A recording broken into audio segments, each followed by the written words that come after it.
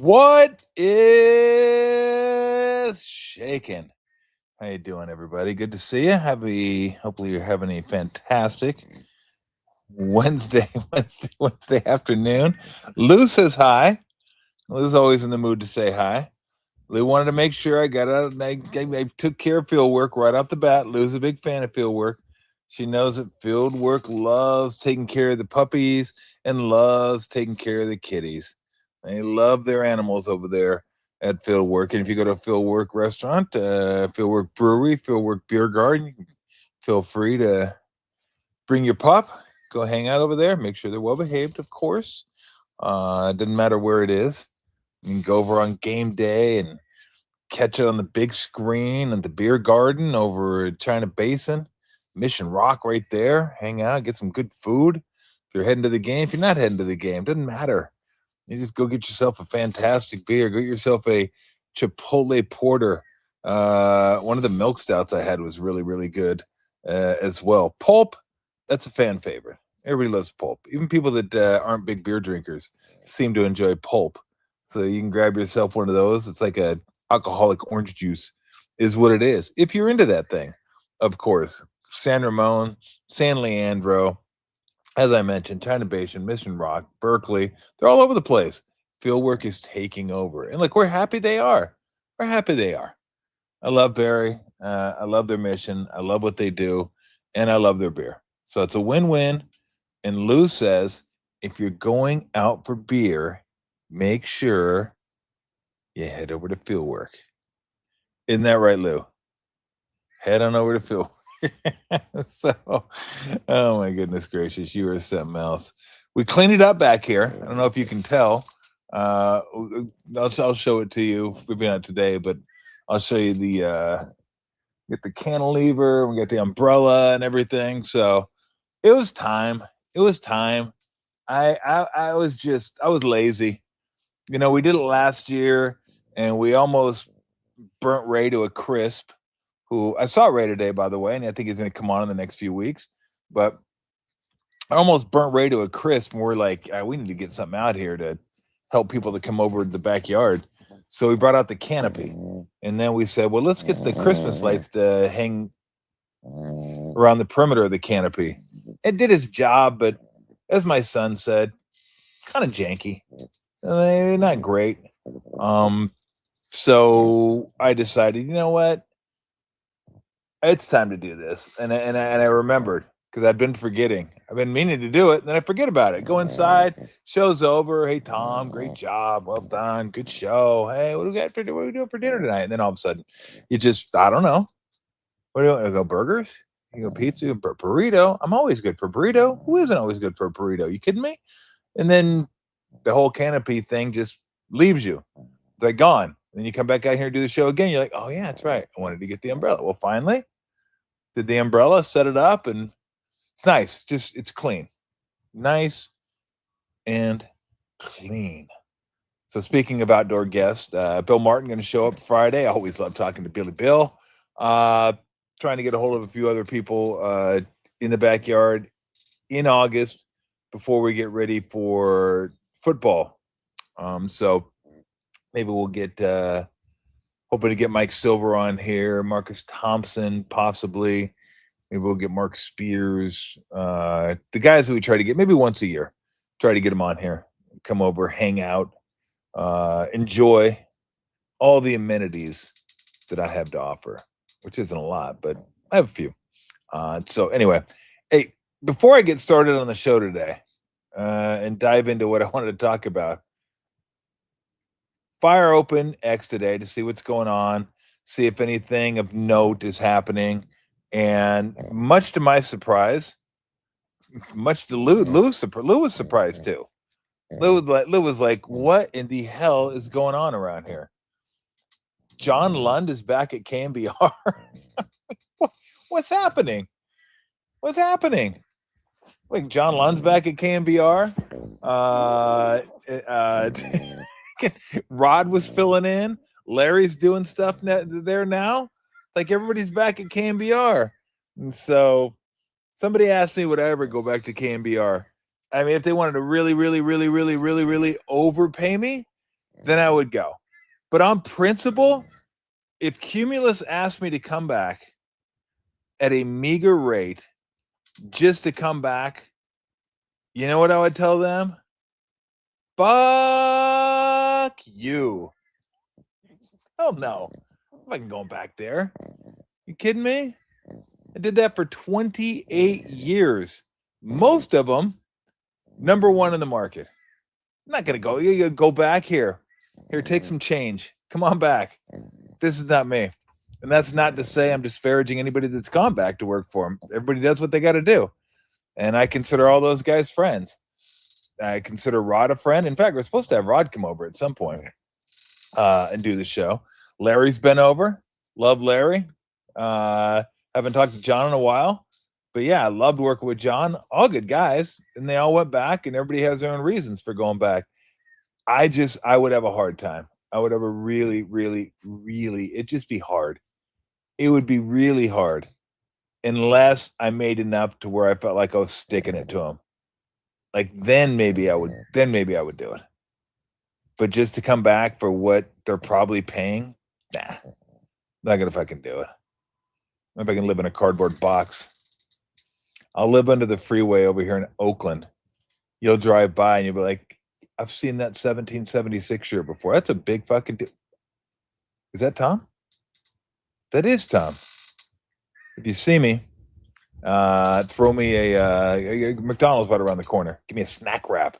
Snack wraps are back. I do enjoy the snack wraps. I don't enjoy a lot from McDonald's. Snack wraps and then the double cheeseburgers. Those are good. So John is back from 10 to 10. It's so funny the way things like just come back around. You think you're done and you're not done. And everybody comes back. Like I'm sure Krug thought he was done. He wasn't done. Lund thought he was done. I thought Lund moved to Arizona. But maybe he's still in Arizona, maybe doing the show from Arizona. Who knows? But whatever. You know, they like I said, everybody's got to make their own decision on what they want to do. And look, I be honest with you, it's not like this is a lucrative endeavor so far. I've told you guys I like to do it. That's why I do it, because it's fun. Would we like to make a little coin off? Of course, who wouldn't? But the reason I do it is to have a good time doing it.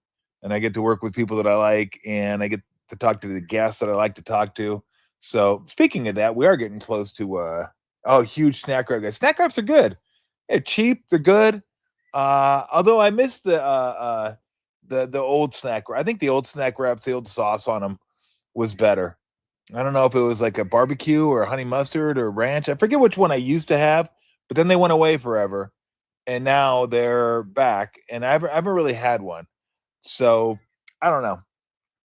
But I do want to go back. I maybe I'll try another one. But anyway, so look, everybody does what they got to do, want to do. But it is interesting that like all these guys that they got rid of are back. Ranch and spicy is the way to go. So I still wanted to bring back the Monster Taco full time, but they haven't brought back the Monster Taco full time. So that doesn't make me. Yeah, Lund's probably going to do it from Arizona. And again, it's just it just makes me laugh. It just makes me laugh.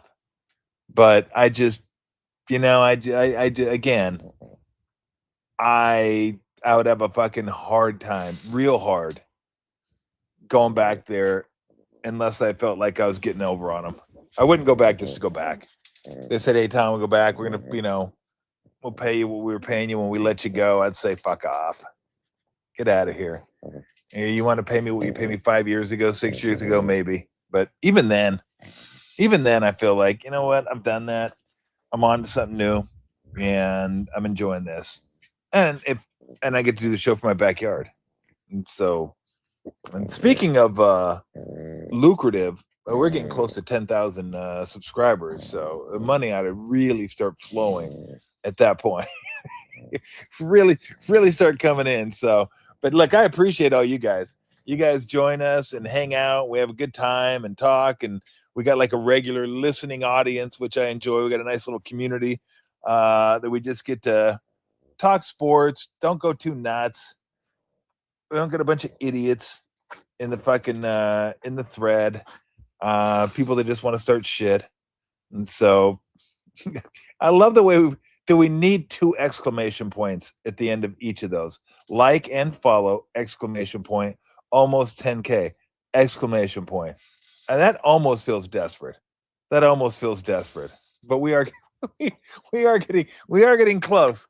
We're creeping up on it is what we're doing. We're creeping up on it. Maybe if I just gave like stupid takes all the time and really incendiary takes, maybe we'd move faster. I can't. Can't do that. I can't say just stupid stuff to say stupid stuff. Question mark? I like the question mark. The question, like and follow? Almost to 10K? Almost a Ron Burgundy. Like a Ron Burgundy esque. Do we have one of those can we put one of those like accents over one of the letters just for the hell of it? What do they call those, by the way? Is that a diphtheria? A dipshit? Dip, dip, low, dip blue, dip. Oh.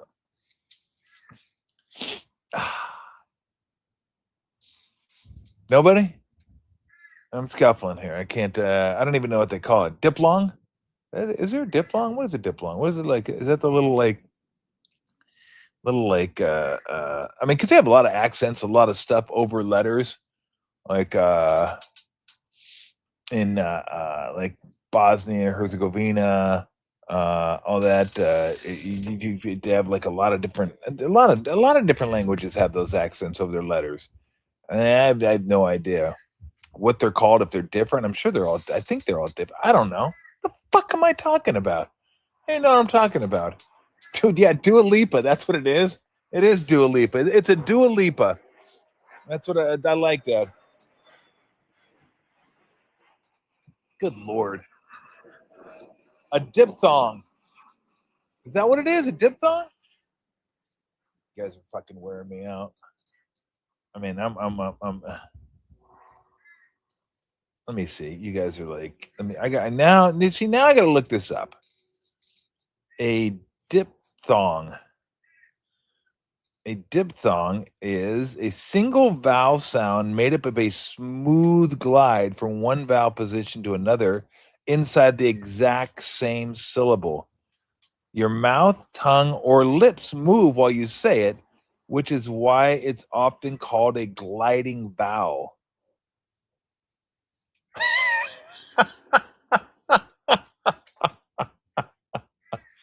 I would have enjoyed it if it would have had more not more accents, more different accents. I feel like we got stuck on the same accent over the letters. I would have enjoyed like a Luka Doncic. Like, isn't there one like with a little upside down, like kind of half moon with a couple dots in the middle of it? That's like, I don't know what the hell that one is either. Let's see, as in toy boy coin. Starts with an O sound and glides to the E sound. Like coin. Boy.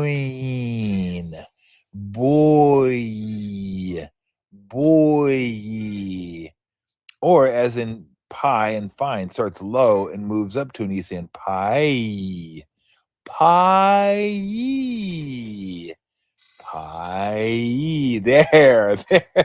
There we go. We got all kinds of them now. I like that. That would really fuck someone up. You told them, "Hey, could you say this for us?" And like just messing with them. Like, I have no idea what it is.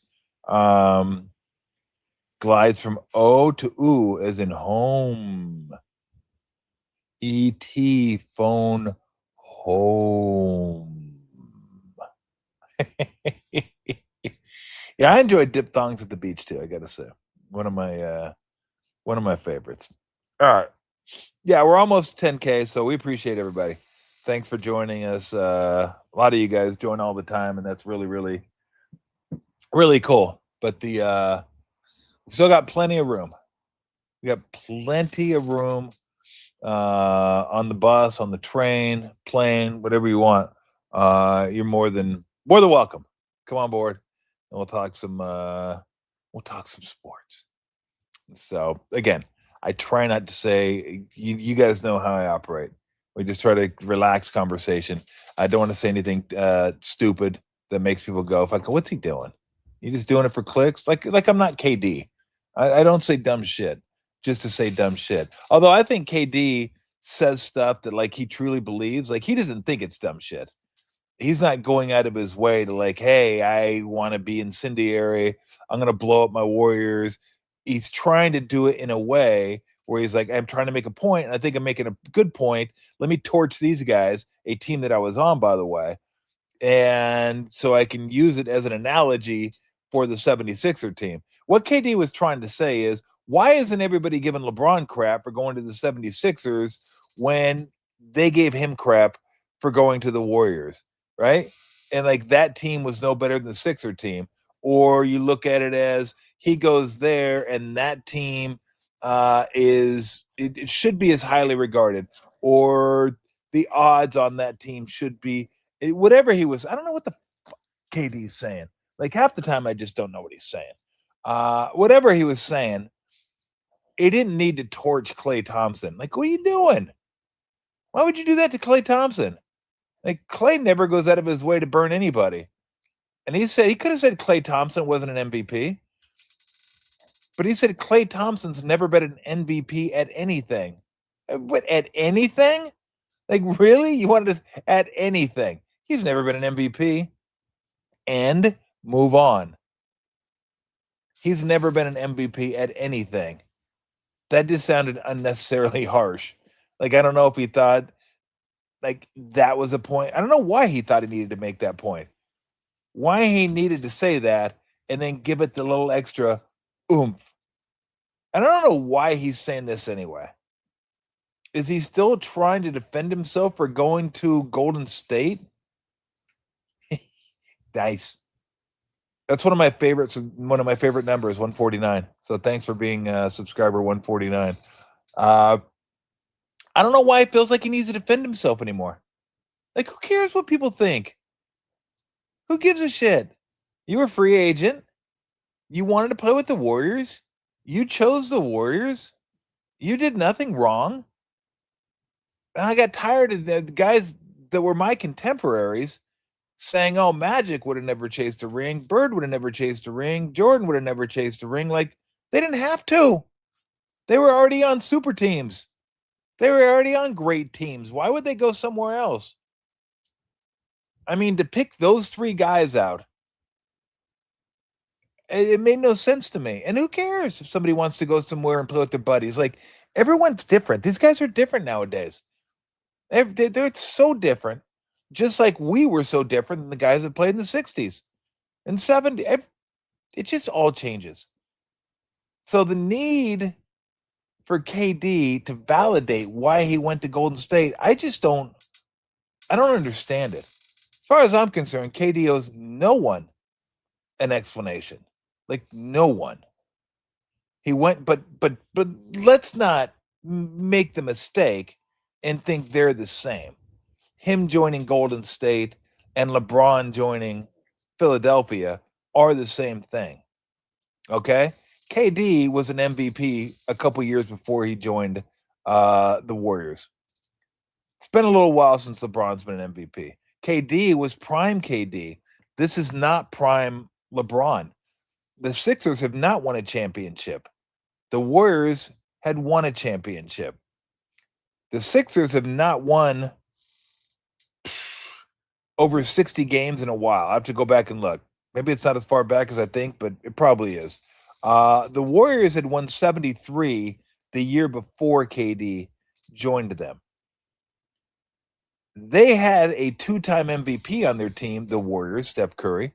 The Sixers have a one-time MVP that plays about half the season.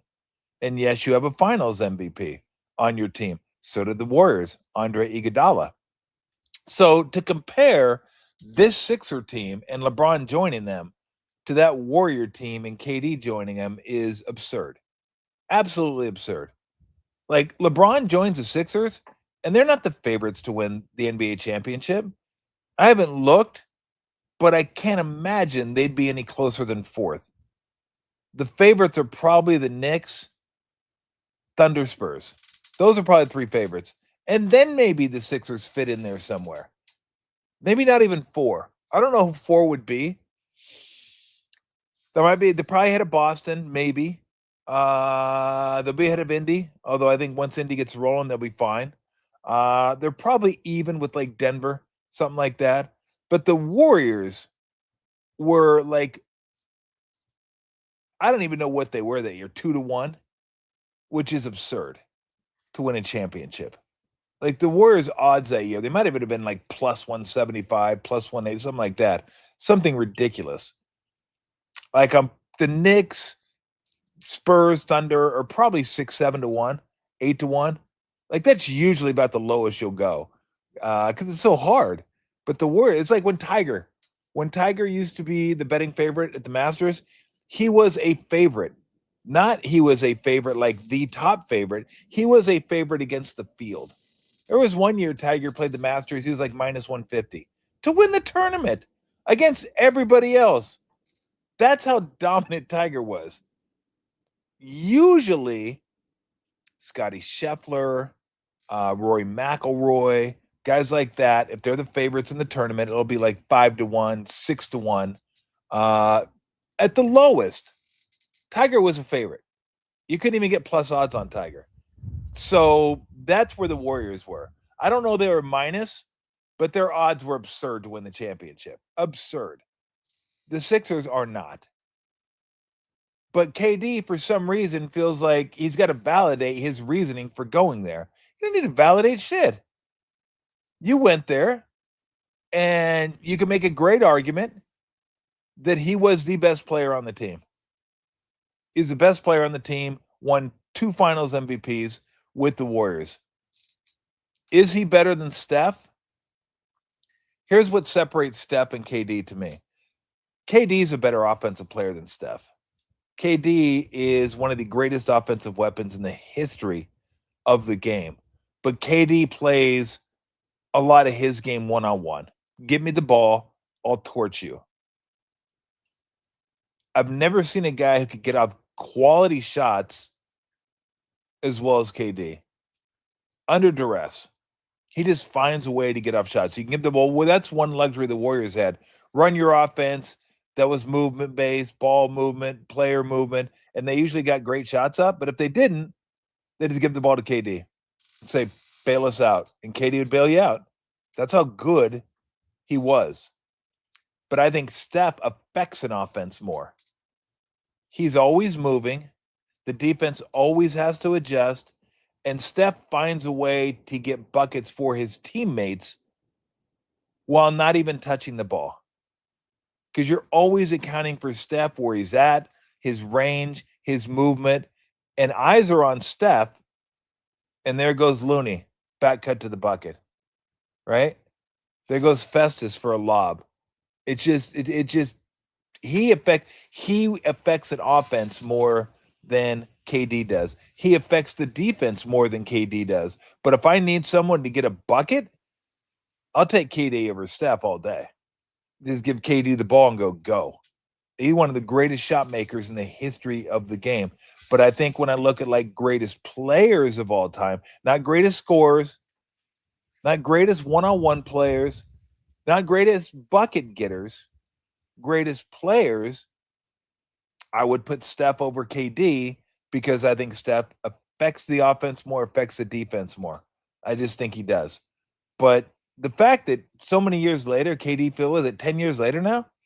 KD's got to justify his decision? Why? Why you got to justify it to people? I don't know why it feels like, I mean, I know he took a ration of shit and people try to make sense of what KD says. Like, who knows what KD wants? Who knows what KD, I don't know. I mean, if KD would have stayed here, this would have been, I was going to say one of the greatest runs ever. It was one of the greatest runs ever. It would have extended. Maybe, I don't know. I'd have to ask Steve. Were they tired of each other at that point, like the Bulls were? Had they had it? Was that enough? He was the only one that left, if I remember correctly. So I don't know. Maybe I'll ask Steve that next time we have him on. But I wanted to go somewhere. That made him happy. Whatever happy is for him, getting buckets. I'm not sure. But look, KD's played with a lot of really good players. Booker, Harden, Kyrie, now Şengün and Thompson, and guess how many championships he's won without the Warriors? Zero. So there's that. Like, if you were the player that, I don't know, that a lot of people think you are, I think he's a top 20 player, top 25 player of all time. But I think Steph's in that like 10 range, 15 range, right in there. And again, some guys just see it like, I'm better than this guy. Well, yeah, but that's not what the game's all about. It's not just about who's better, who's a better player. This isn't one-on-one. This isn't who can get buckets. If this was a who could get buckets contest, Draymond Green would not only not be in the Hall of Fame, he wouldn't be in the league. Period. But it's not a, hey, who can get buckets contest. It's a who can think the game, who can run an offense, who can captain a defense, who can guard multiple players, who can be a defensive dynamo, who can be the heart and soul of a championship team. There's a lot that goes into it. Which is why Draymond's going to be one of only a few people ever to average less than 10 points a game and make the Hall of Fame. I think Mutombo's one of them. Rodman's one of them. Ben Wallace is one of them. And if he makes it, I think he'll be the fourth. Maybe there's a fourth out there. But it didn't happen often. It's like making the Baseball Hall of Fame with your glove. Like light hitter, but great glove, like an Ozzie Smith type guy. Not a lot of those guys. You make the Hall of Fame on offense. That's just what you do. So to make it while not producing 18, 20, 25 points a game, you better be pretty special at other things. Rodman was, Mutombo was, Wallace was, Draymond is. But if it was a bucket getting contest, none of those guys would be in the Hall of Fame. But I think sometimes KD looks at the game as like, well, I can get buckets and I can get him more than that guy. I can get him better than that guy. I'm better than that. It doesn't mean you're better than that guy. Because guess what? If I need a bucket at the end of the game and I want to give someone the ball and it's between you and LeBron, I'll give the ball to you. There's very few guys that would take over KD just to get a bucket. Okay? But again, so much more goes into it. Oh, yeah, and leadership goes into it. And I think he is wanting from the outside looking in. Didn't seem to be much of a leader in OKC. Didn't seem to be much of a leader in Brooklyn. Didn't seem much of a leader in Phoenix or Houston. So, but that I don't know the inner workings, inner dynamics. But the fact he had to torch people and try to compare him to like, well, Joel's an MVP, Joel's an MVP, and Steph's an MVP, and then Jaylen Brown's a Finals MVP, and Clay ain't never been an MVP in nothing. Harsh. He failed to mention that Andre Iguodala was a Finals MVP that was on that team, and then he mentions Maxey, All-Star. Well, Draymond's an All-Star, so it just seemed dumb. It just seemed like, why? Why? Because he's KD. That's why. The man has a pathological fucking addiction to fucking social media. It's like this guy, he loves it.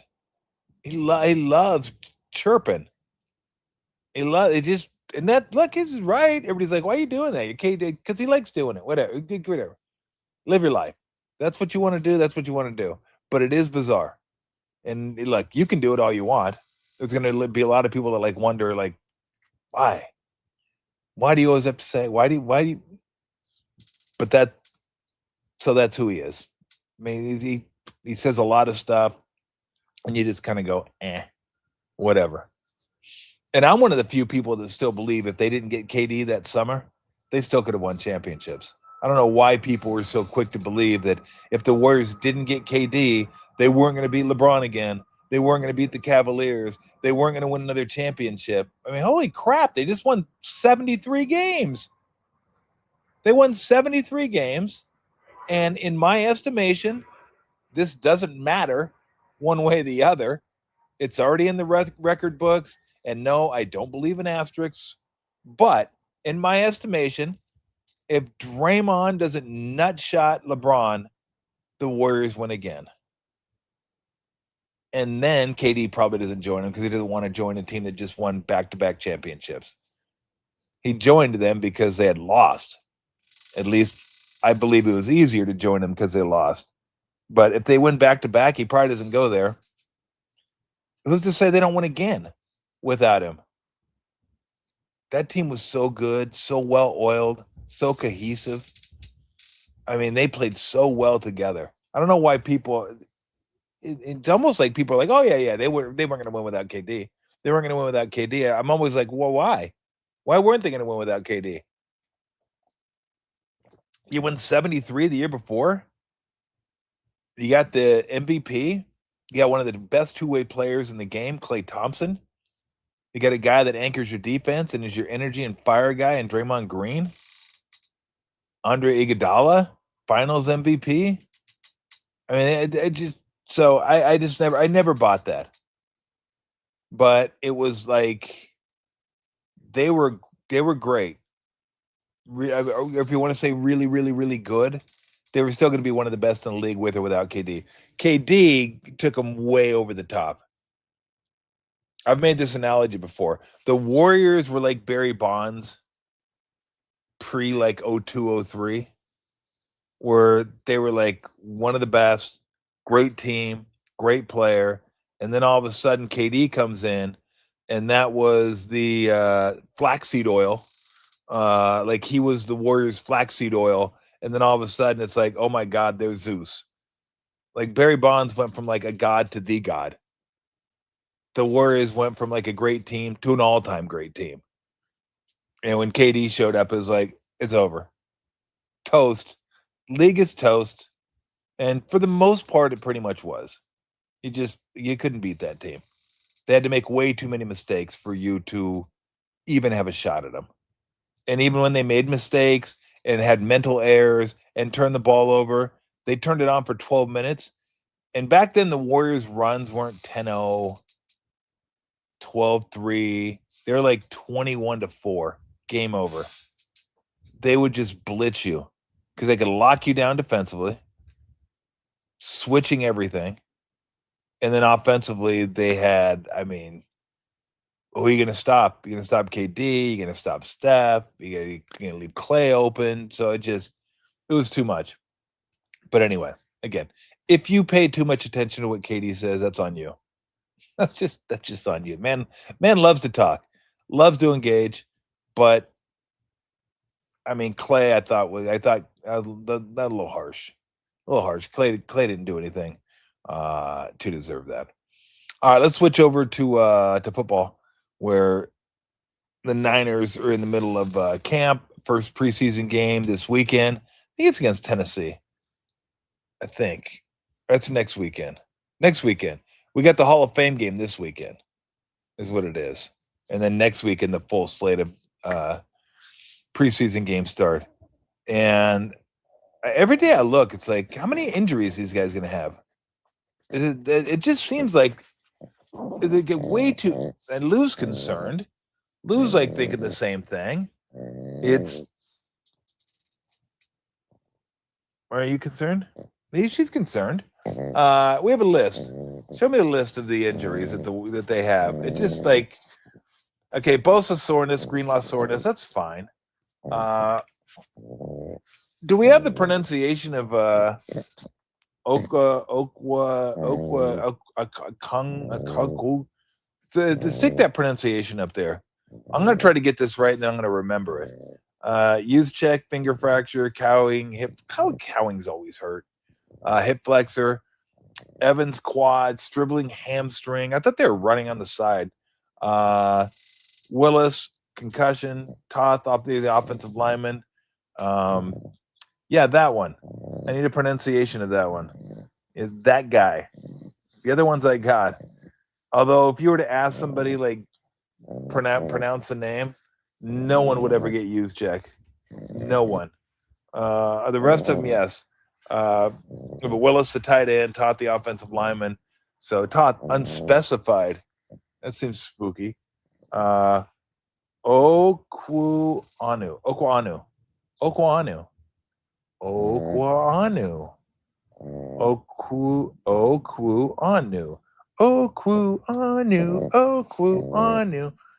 Okay, good. Okwu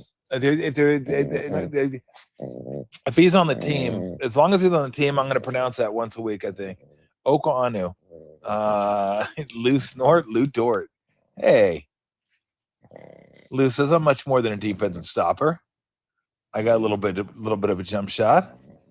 she says we're good. Where's the other page? So we got that one. We got some sorenesses on there. We got a finger fracture. We got a quad. We got a hammy, and that's a Cam Inman. And then Nick Wagner. Nick, Jesus. Every name I'm gonna get is like Zach, whatever. Oh gosh. I think it was a soreness as well.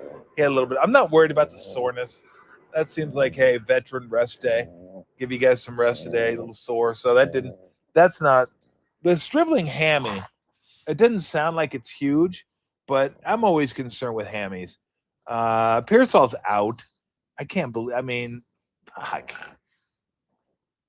admit this guy, I don't mean to make light of this, but the dude played after he got shot. He got shot and played, and then he kind of fell on his knee, and it didn't look like much, and he's going to miss a year and a half. It's just the weirdest thing. Christian Kirk, calf. My guy, Jordan James, get your ass back. I like Jordan James. I want to see what he can do. Ribs, Kalen Black, abductor. Do they have any running backs at all? I don't know. Mustafa, need to get him back. There it is, the hammy. Who fucking put Shanahan on there?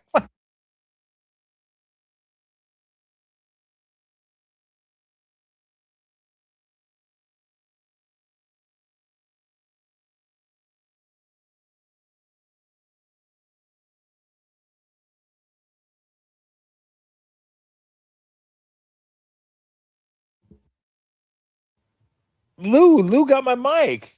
Lou, that was on Lou. I did not touch the mic this time. I didn't touch it. So Lou must have backed that thing up against my mic. That's diabolical that we put Shanahan on there. We put Shanahan on there with Shanahan with the car accident, and then Ayuk, the reserve list. Fucking Ayuk. There's still something else. I don't know. We're gonna find out more one of these days, like what the hell happened with this guy, like why he just went off the deep end and just threw away money. Just throw it away. Yeah. It's the oddest thing. These guys work so hard to get that money and get that guaranteed money, get those bonuses, and then he just threw like, nah, I don't want it. I'll throw this away. We get out of here. And so, and I don't know, like, I don't buy the power station, the substation, whatever it's called, substation, power station. I mean, it sounds dumb to me. Like, I'm just going to go with common sense here and say that has nothing to do with any of the injuries. Like, nothing. Zero, nada, nilch, bubkiss. Like, it just seems dumb. Like, it's been there a long, long time. So I don't know. I'm not buying that. But I don't know if there's something like to this, or I don't know. I'm sure they're looking into it too. And again, this is early. We'll wait till we get to later as we're getting toward the season and see like who's back and who's gonna. But you get like a cracked rib. That's just like bad luck, right? You get the cracked rib. Like, I'm talking like soft tissue, not like the bone. The bones is just like, what are you gonna do? What are you gonna do there?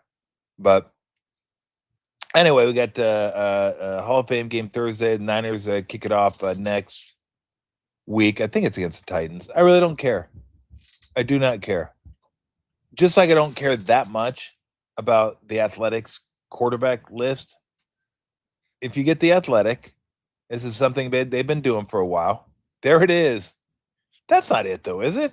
I think you just added that. There's no fucking way. Is it that big? I mean, not that. What the fuck is that? What, like, the fucking Death Star just land? That's what I thought. I'm like, I've never seen it before. I'm like, there's no fucking way it's that big. I knew there was over there. I was like, no, there's no way. That'd be odd. That's a fucking pretty badass picture, though. Okay, if it was that big, then I might buy. Like, something's going on. Maybe some currents are reaching the players. If it's like, it just that thing's a monstrosity.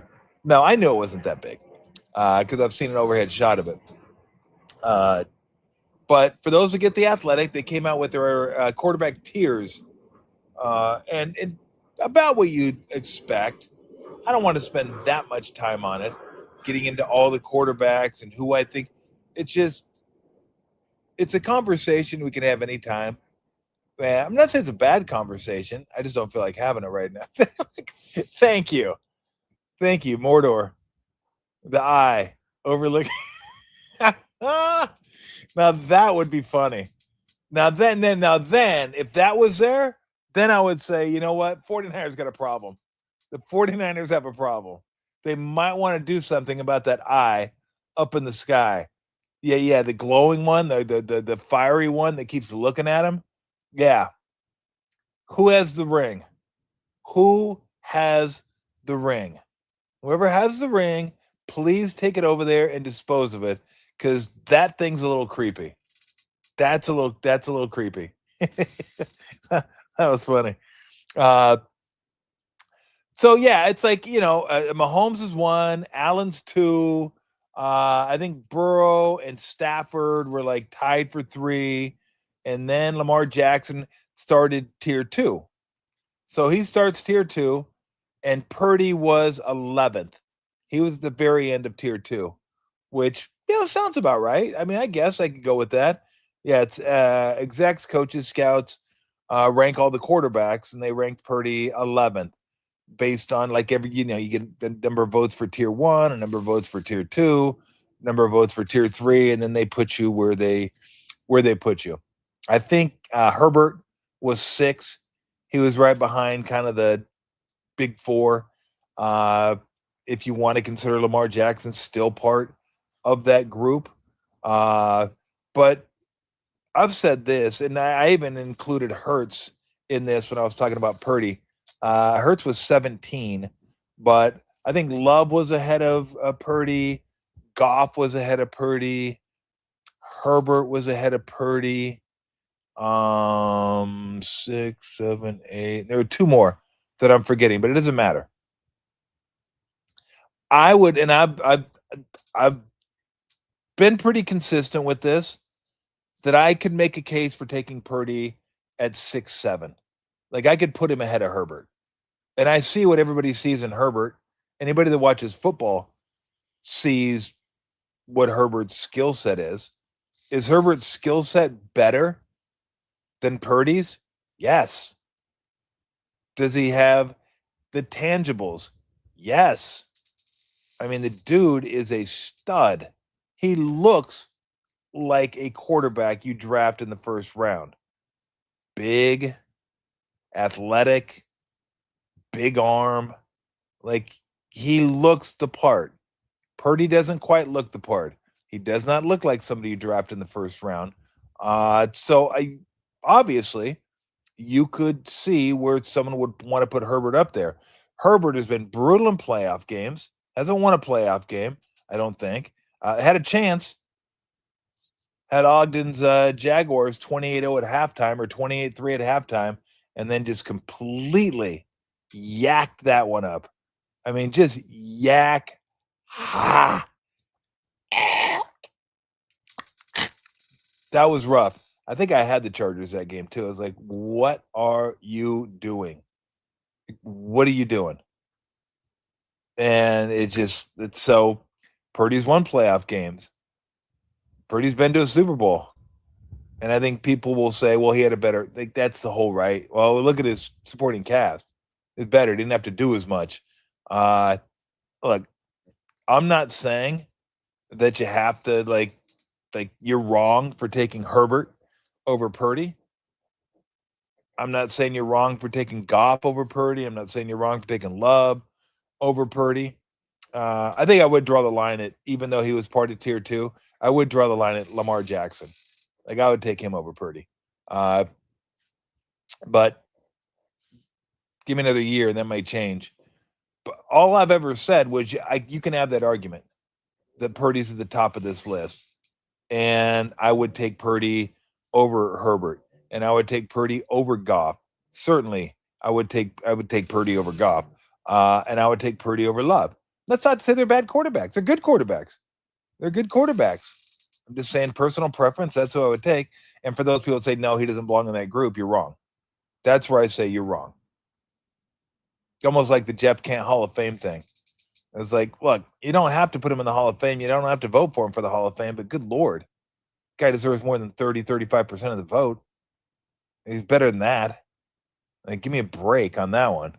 But so you look at Herbert and you're like, that guy is the guy, but he hasn't been the guy. So we'll see. Another, I thought last year, and again, I've told you this before. I think people have their opinions on Purdy. The ones that didn't love him, thought he was overrated, thought he was only good because of Shanahan's system and because of the talent he had around him, still want to cling to that. They still want to cling to that because that was their take initially. That was their opinion initially. And they don't want to be wrong, so they were going to go back to that. We're going to go back to that. I still remember Purdy's first game against the Dolphins when he came in, first quarter, second quarter, and you looked at him and go, okay. This guy might be okay, but I don't know how good he's going to be, but he wasn't fazed by the moment. And since then, he's just progressively gotten better. So I thought last year would have sealed it when, like, his talent was basically taken away. They just said, no, you have McCaffrey, and that's about it. That was about it. And he still led him to 12 wins, still had a heck of a season. They had no running game to speak of. And he still managed to get the job done. So at this point, look, either you do or you don't. And I know it's hard. I'm not going to say it's easy because a lot of people that do this stuff don't watch the Niners every game. I don't watch the Lions every game. I don't watch Jordan Love every game. I don't watch Justin Herbert every game. We watch a lot of Lamar Jackson because they're on national TV a lot. You watch a lot of Mahomes, watch a lot of Allen because they're on national TV a lot. So some of the quarterbacks you don't see as much. So, but everyone's got to have an opinion on everybody, right? And you probably see some of the top quarterbacks more than you need to form an opinion on them, but that's my opinion on Purdy. I think he's better than 11, tier 2, whatever. None of this matters. None of it matters. You know what matters? Sundays. and Thursdays and Fridays and Saturdays and Sundays and Wednesdays. Isn't Tuesday now the only game the NFL doesn't play? I think they've covered every day but Tuesday. I think Wednesday is the lid lifter, right? Isn't that Seattle, New England Wednesday? And then Thursday, I know they start off with the Rams and the Niners, but they play every Thursday. Friday, they got Black Friday games. Saturday, college is done. They'll take over Saturdays. Sunday and Monday, obviously. So, yeah, I think Tuesday is the only day now that the NFL doesn't play. Remember when Mark Cuban, former owner of the Mavericks, said a few years ago, pigs get fat, hogs get slaughtered. Basically saying the NFL is starting to get a little bit too big for the britches, pushing it a little bit too much football. They can kill the golden goose. Too much. People are going to get sick of it. Nah, they haven't yet.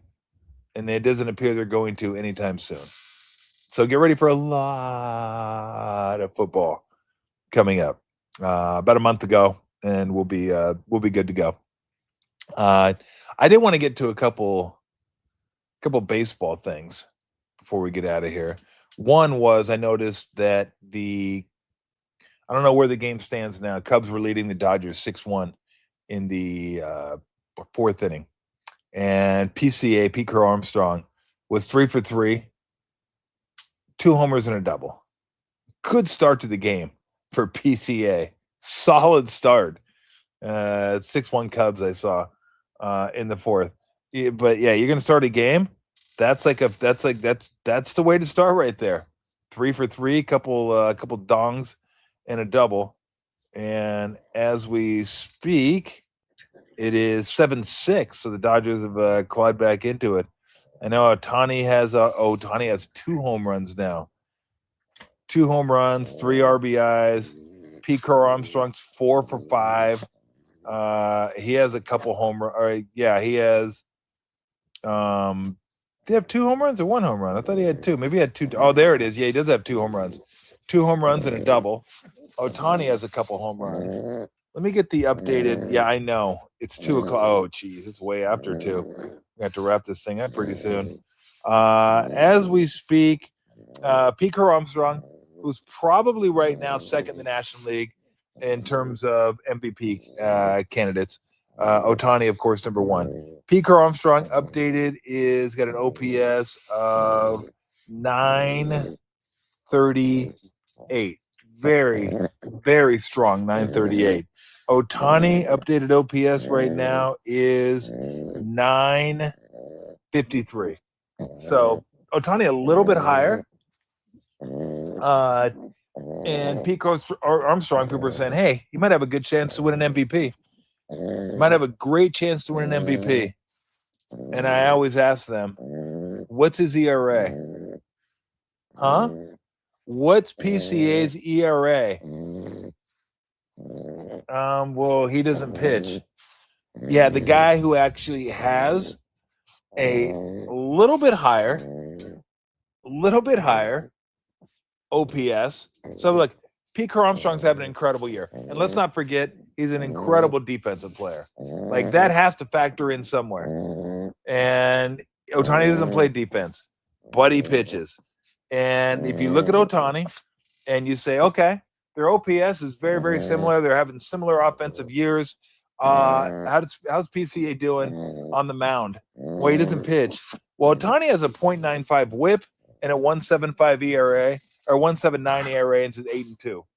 That's why Shohei Ohtani is going to win the MVP every single year. He has an above average offense and he pitches.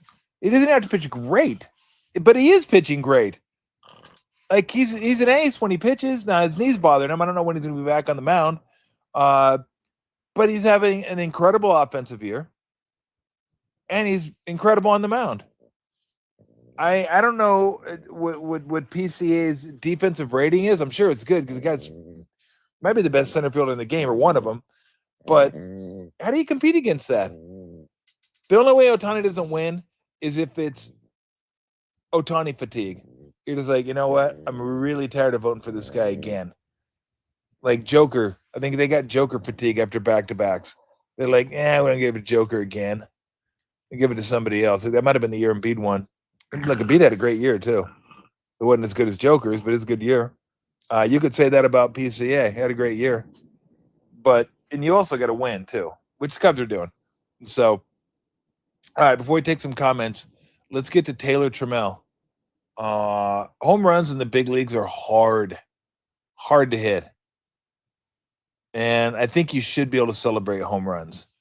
I don't know if you need the complete bat flip, but hey, depends on the moment. You hit a big home run in the 9th inning, go ahead and flip that thing. And go ahead and flip it up in the air. Some of the flips early in the game get a little wild. But again, it's kind of like, whatever.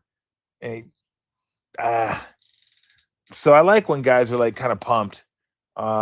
Usually guys, though, they get pumped when they hit a home run.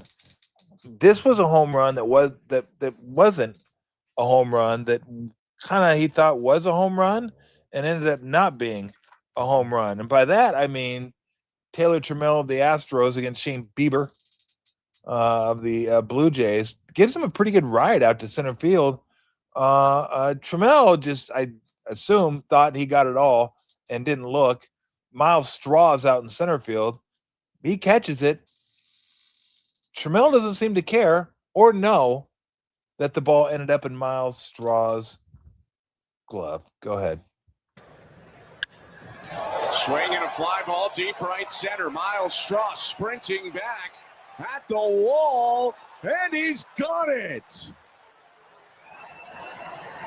Playing it low key in center field after taking away extra bases. Trammell is running all the way around. He has no idea. He's got no idea. He does not know. He was waiting for a Yiner Diaz high five. That's what we call a loud out. Wow. Yeah, Trammell had no idea that Straw could not know. He was waiting for a Yiner Diaz. No idea. Extra bases. Trammell is running off. It's so rough. Hey, like, are you not looking at all? Go back a little bit. Keep going back. Keep going back. Go back to where Bieber's clapping. Like, wouldn't you have noticed? Like, why is it like there's Bieber right there? Like, why is Bieber playing it low key in center? What do you think? Bieber's pumped to get a home run? Hey, good hit. Trammell is running. Good hit, young man.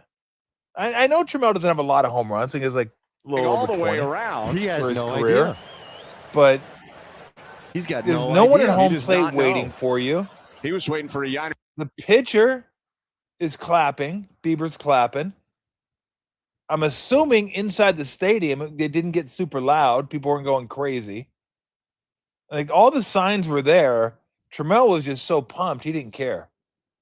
He's like, yo, man, got your ass. Here we go. Round the bases. There's another video of him. They show him running the bases, and I'm just like, oh, man. Yeah, bro, you're like, you're never living that down. I don't know if I've seen that, though. A guy, I understand it, that he got no, it you on the don't. Wall. Maybe he thought it Nobody should behind understand the it. Over the fence. No. And you're so locked in, you're not paying attention to smoke No, or horns or music. He went no. all the way around the bases. I'm so locked in. I get it. Said, hey, why is no one high-fiving me? Why is everyone standing there in the dugout? Sometimes you kind of lose your sight line, and when you're running to pick up certain bases, why are they trying to make excuses? At the wall. Like, oh yeah, just you're so locked in. He has no idea to what you're doing, and you kind of lose your focus because you're just like, bro, this never happens ever. And you're so locked in, if it happened all the time, you could say, yeah, he did the same thing they did. They lost their no. He didn't like stop at third. He didn't stop at second, like run, like home run trot to second base. The man made it all the way home. This little piggy did this. This little piggy had roast beef. This little piggy had done this, and this little piggy went wee all the way home. He went all the way home. All the way.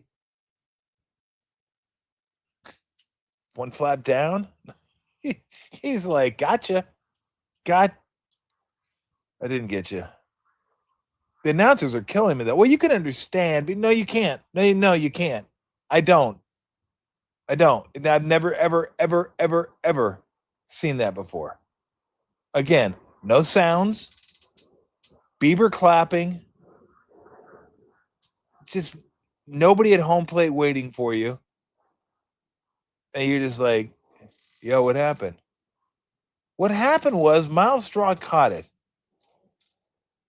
And what, you're not looking at the ball? Like, who doesn't want to look at the ball when they're around first base, see where it goes? Like, he just...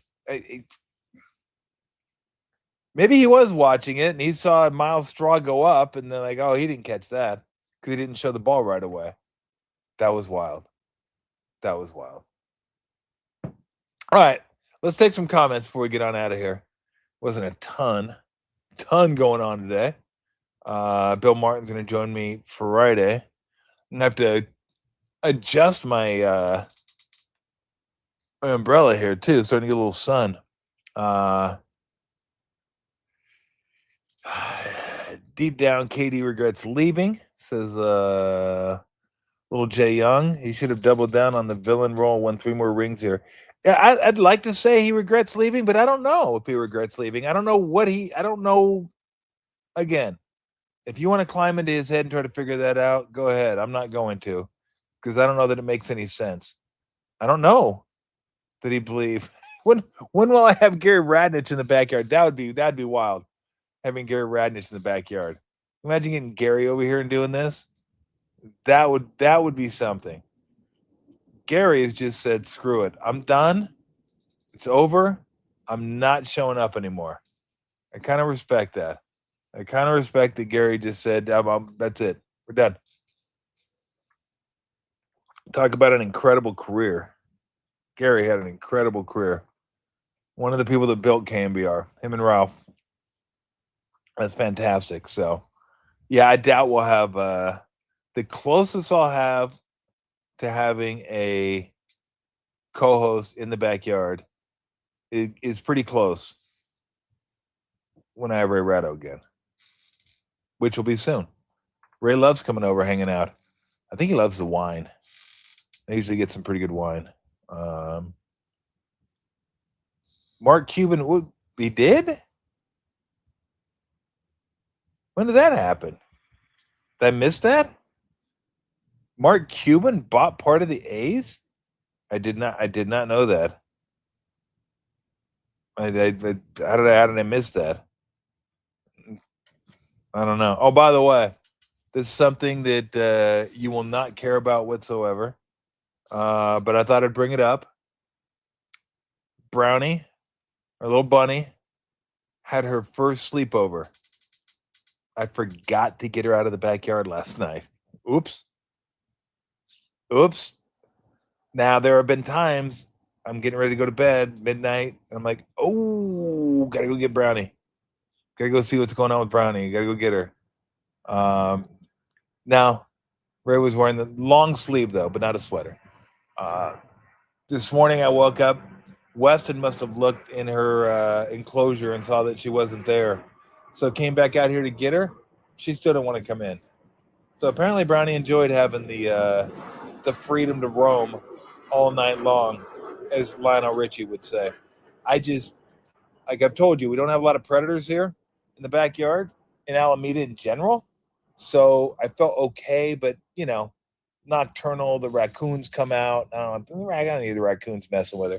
So I was like, oh, but she's okay. She's around here somewhere. She was bouncing around earlier. But, yeah, Brownie, first sleepover in the backyard. And I think she enjoyed it. But I'm not going to make a habit of it. I like to know where all my animals are. Will the cats be fine if they're outside? I'm sure they would be. But I like all my animals accounted for when I go to bed. I want to know where Brownie is. I want to know where Kit is. I want to know where Pip is. I want to know where Lou is. Then I'm good. Family, don't care. Go where you want. Not my problem. Animals, I want to know where you're at. Oh, little butterfly. All right, any more comments before we beat it? I'm sure Lou's like, hey, excuse me, what are we doing? It's 2:30. Are we going to do anything or what's happening? Let's see. Oh, Mila went and saw a little Toy Story 5 today. Nice. School starts Monday. What the hell's going on? I know I'm old, but remember when we used to start after Labor Day? Not anymore. I miss those days. I miss like 3-month summers. 3-month summers were the best. They were the best. Doesn't happen anymore because we need a week off at Thanksgiving. We need 2 spring breaks. We need like a spring break and then a ski vacation, and then we need extra time, and then we need teacher work days because we don't want to overwork them. It's just, I don't know. All right, anything else before we get on out of here? What do we got? Let's see. I'll minimize the screen here. That way I can see some stuff over here. School started today? Good Lord. Steve said school started today for the kids. Wow. And by the way, who fucking starts school on a Wednesday? Who starts school on a Wednesday? Tracy's school started Monday, so they've already started. Okay. Yes, I did see the Odyssey. Go see it. It's really good. I'm not going to say it's the greatest thing I've ever seen, but I like the Odyssey. It's what it doesn't feel long.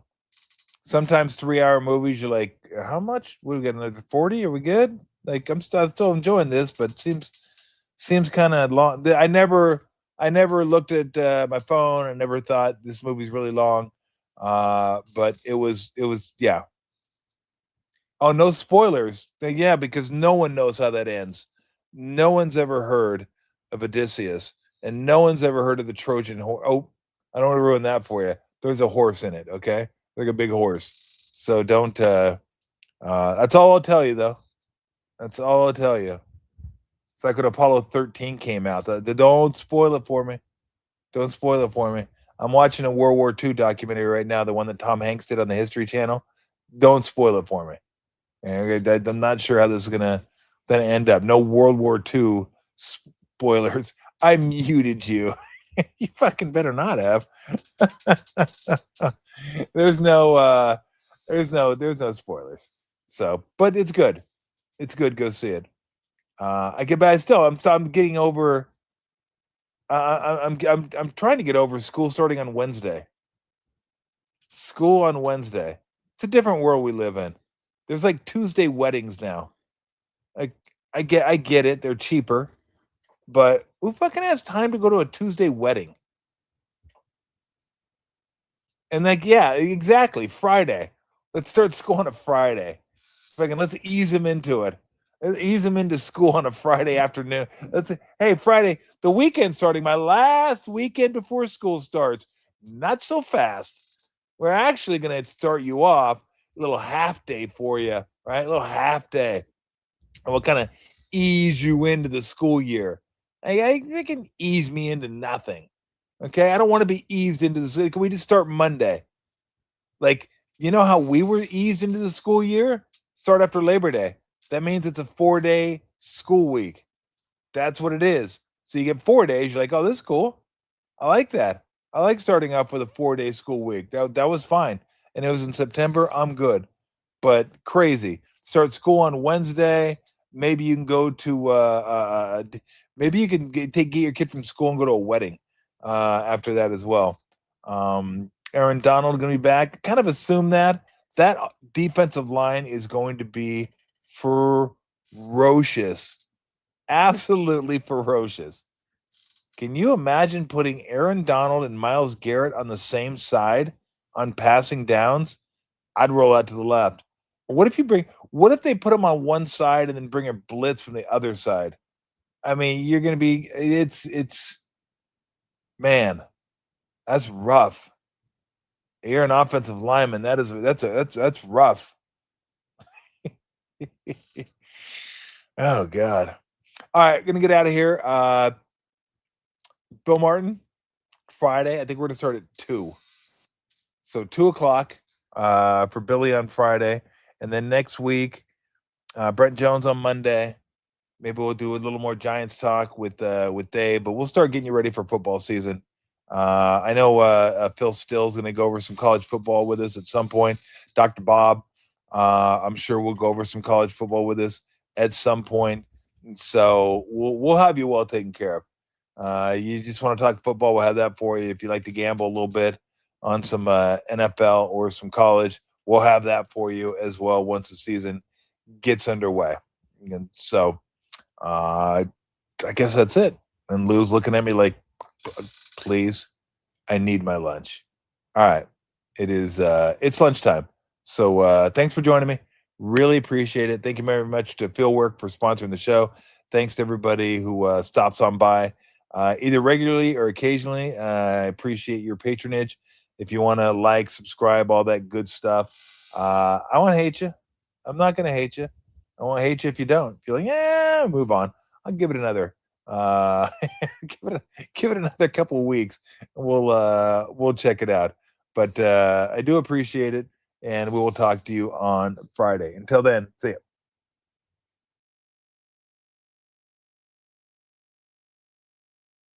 Oh shit.